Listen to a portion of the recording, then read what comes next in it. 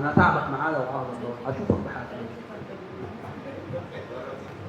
مره صغيره مش تاخد معايا عندك موقف مكسوفه اجيلك دلوقتي. والله يا رامي بجد الموضوع بص بقى يا باشا، لحظه واحده خليها بس بالراحه. انت عملت فيها شمس الزناتي مع حالك في البلد، فاحكي كده بقى التمعن عشان الناس دي تتبسط وتتحظ معانا. احنا مش دافعين فلوس اللي نعمل عليها. طب ما انا اللي اتصبت طيب يا باشا بقى انت كفايه الحمار اللي انت ركبته. انا مش عايز احرق السؤال، قول. لا بص، وانا في ثانوي انا كنت بطل جمهوريه في الكاراتيه. ده في الكاراتيه؟ في الجرايد. انا في ثانوي بقى بطل الجمهوريه في الكاراتيه بالجبنه ولا بالكاتشب؟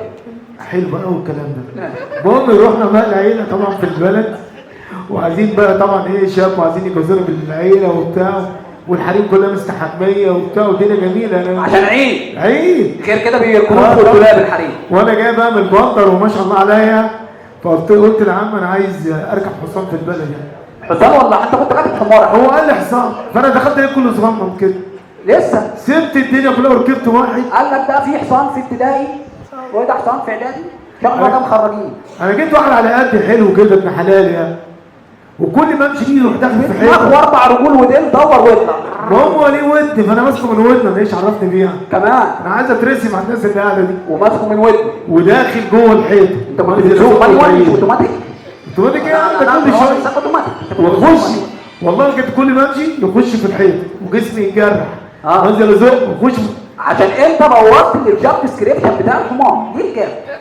هو ما لقيتش الا ليه ودن، ملوش حاجه تاني غير ودن. مع ودن مين يا بيه؟ فين الرومان ده اللي بيربطوا فيه ده؟ يعني من زمان من ايام بوحك وانت بنشوف فيه حبل، ده مش عاملينه هباء مش عشان ينشر عليه. ما فيهوش حبل والله. ما هو الحبل ده مش عشان ينشر، اكيد انت لسه واخده جديد. لا ده المتعه ده لما دخلت في الدار اللي كلهم قاعدين وبقول لي يا عم ده الحصان ده جامد قوي، ده بيجري. قال لي بيجري ايه؟ ده حمار احول اللي انت ركبته. وطبعا انت كنت بتترسم بقى على الناس اللي في البلد والدم نازل من البطن وانا مش عارف ان في دم. انا لا مفيش. كنت انت سايب الدنيا كلها قاعد الاحول ده وتركبه. كنت بداخل مجموعه حمير ثانيه كانت بترازيني في الطريق. وانت طبعا راكب الحمار وجاي لك يا زناد عليا الطريق ما سايبك، يلا بينا تاني يا زناد ده انت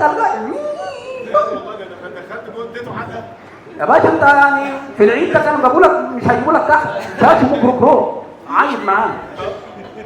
خش على بعض اهو.